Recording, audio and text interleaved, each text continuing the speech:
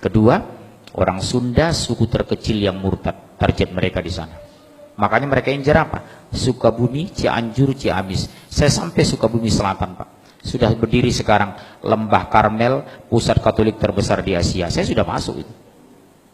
Masuk di stop. Papa saha kan? Abdi mas itu orang. Dari mana? Dari Jakarta. Dengar situ orang, dikiranya saya pendeta. Bebas masuk. Kita bawa ini.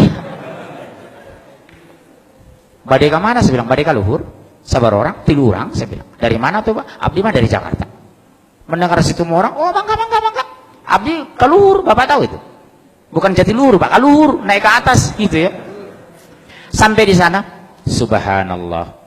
Sudah selesai gereja katedral, gereja besar, lebih besar dari gereja katedral. Disitulah saya tanya, berapa banyak Sunda yang dimurtadkan? Lengkap foto-foto dokumen saya simpan. Terbang saya ke Palembang Pak, berdiri lagi di sana, hanya 7 km dari Unsri, Universitas Sriwijaya, Sekolah Alkitab Palembang, seluas 15 hektar. Bapak dari mana? Dari Jakarta. Oh iya, Bapak semua orang. Pimpinannya ternyata seorang Batak juga, Sinaga. Saya tanya, udah berapa lama berdiri? Udah 15 tahun. Oh iya, udah banyak yang orang masuk Kristen. Oh luar biasa Pak. Yang kita incar dari teknik fakultas, itulah saya dapat. Dari teknik ke dokter. Oh iya. Oh bagus, di hati saya, dalam hati saya panas ini. Gimana bagus hati panas? Oh bagus. Saya tanya, daerah mana yang mau dimurtadkan? Kami memfokus di 4 provinsi. Lampung, Jambi, Sumsel, Bengkulu. Sudah berhasil. Bengkulu Utara sudah satu desa masuk Kristen. Saya ketemu alhamdulillah tokoh Bengkulu di Jakarta. Saya ngomong serius, Pak tolong ya Pak hati-hati.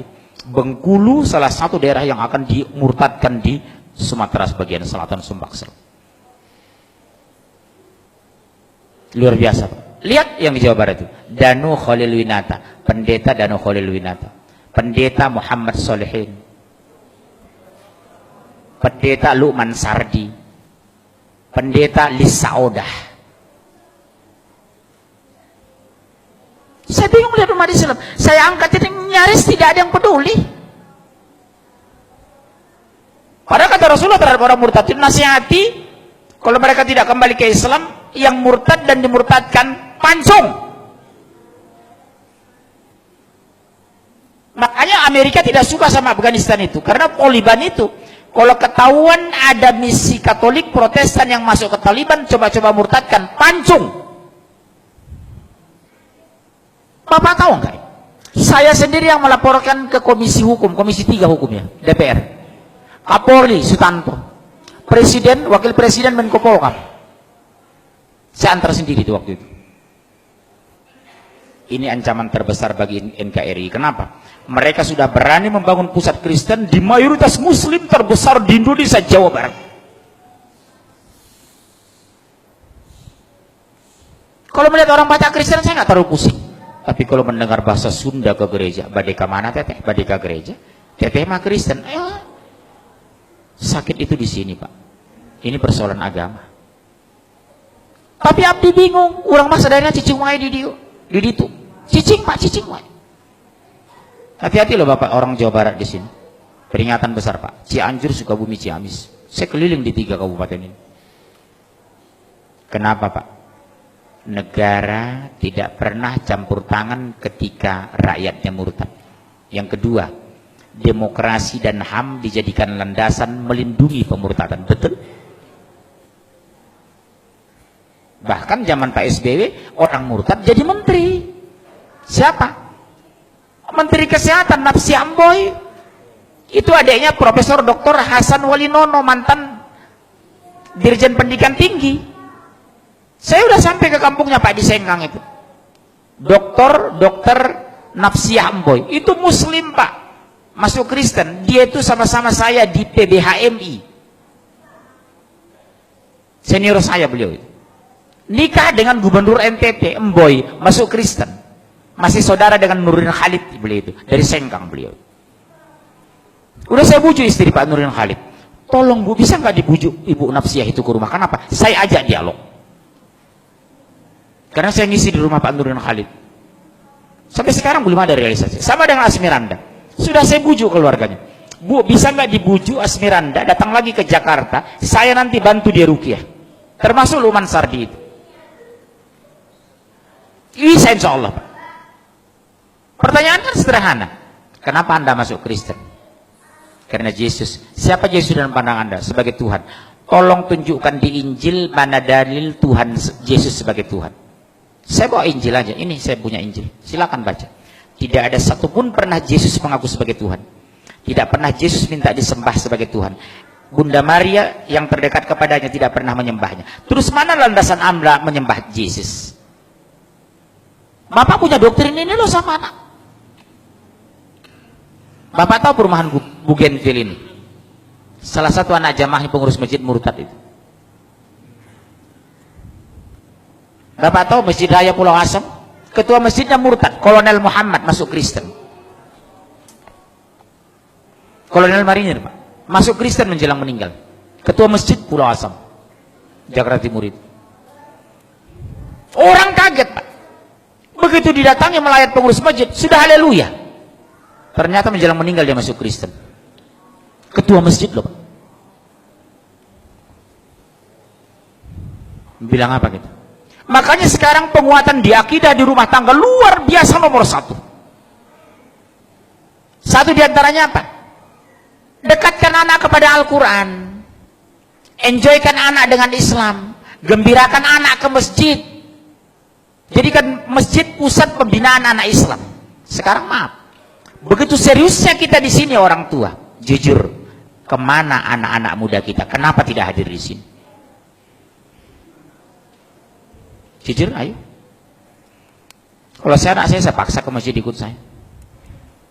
Subuh itu anak-anak kecil saya bangun itu jam 4. Bangunnya nak, kita ke masjid ya nak, bangun nak, bangun. Nanti kalau terlalu capek kamu, habis dari masjid tidur ya nak. Tolong jawab ayah lo nak. 1 menit pun ayah tidak bisa masukkan kamu ke surga lo nak, demi Allah.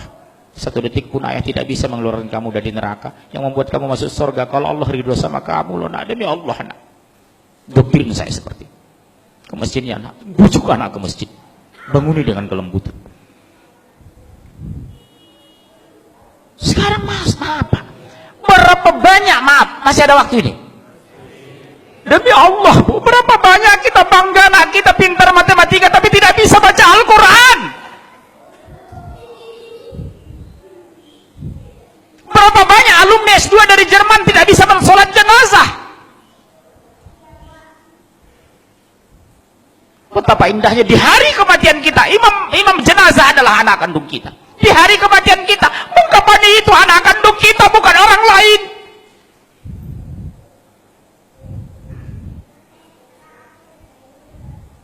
Saya pergoki Pak, demi Allah, jamaah saya 9 sekeluarga, semua orang kaya, 5 laki-laki 4 perempuan.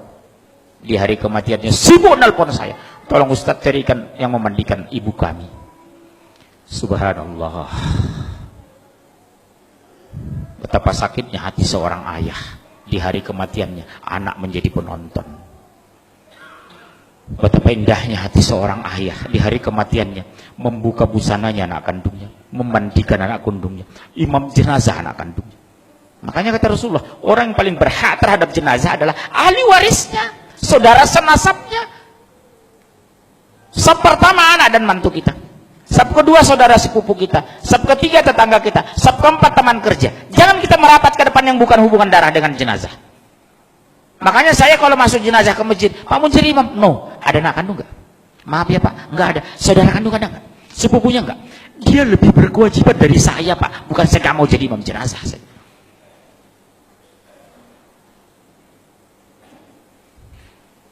Hati-hati loh Pak Askar.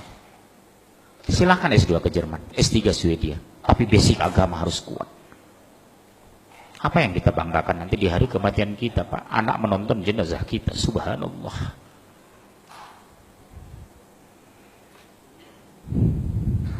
Di dunia saja sudah dipermalukan, apalagi di akhirat. Begitu diminta pertanggungjawaban di padang mahsyar, apa yang kita jawab? Anak tidak bisa Al-Quran, sholat banyak tinggal. Hampir di semua pengajian yang melibatkan anak-anak, saya tanya jujur, nak, Kelas berapa nak? Seperti kemarin. Kelas berapa nak? Kelas 3 SMA Pak. Subuh tadi? Enggak Pak. Bisa ibu kandungnya demi Allah senyum Pak. Bukan malu, bukan nunduk. Mana ibu kamu? Itu Pak. Senyum ibunya. Allahu Akbar. Enggak subuh dah? Enggak Pak. Sering tinggal sholat? Sering. Sholat apa? Subuh dengan Isya. Isya kecapean, subuh kesiangan. Ibunya santai Pak. Maaf ya Pak, demi Allah. Tolong kita koreksi istri kita di rumah pulang nanti, tolong kita koreksi. Bagaimana Allah membela kita? Allah biarkan akidah terluntar. Tauhid belum lurus, baca Al-Quran nggak bisa, sholat tidak tepat waktu. Mau bagaimana Allah mau menjaga kita? Makanya ittaqullah haqqa tuqatih.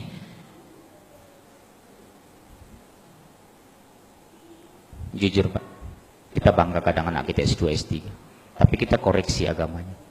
Sudah bisa nggak anak sholat jenazah? Kalau seandainya Allah takdirkan ayahmu meninggal, sudah bisa nggak mimpin jenazah? Masya Allah, subhanallah. Ini renungannya Pak. Saya nggak tahu apa ada masjid lagi 50 tahun lagi di Jawa Barat. Saya nggak tahu apa ada lagi sholat orang di Pasaman 50 tahun yang akan datang. Di sana Pak sudah banyak masjid yang kosong Pak, di Pasaman itu. Disuruh sholat, maaf saya pakai bahasa Padang. Anda adu piti di masjid. Bawa yang orang Padang Pak, hati-hati sekarang. Di Pasaman itu Pak, sudah banyak kita pergoki masjid yang terlantar, tidak ada azan lagi. Kita ajak sholat Pak ke masjid Pak, nggak ada uang di masjid, ngapain ke masjid? Sumbar loh. Yang dulu saya bangga dengan orang Aceh, yang dulu bangga saya dengan orang Padang, sekarang kebanggaan itu berkurang Pak, mungkin habis tergerus. Di mana lagi pertahanan Islam di Sumatera? Dulu saya bangga dengan orang Sunda. Setelah masuk saya Cianjur, ternyata sudah dipenuhi gereja. Makanya Pak, demi Allah, pulanglah ke kampung, pulanglah. Berjuang ini Pak, berhenti kita mati, mundur kita hancur. Subhanallah. Apa yang kita benahi? Kondisi akidah, tauhid ini. Di sini Pak, gak mungkin anak mau sholat kalau tidak mengenal Allah. Subhanallah.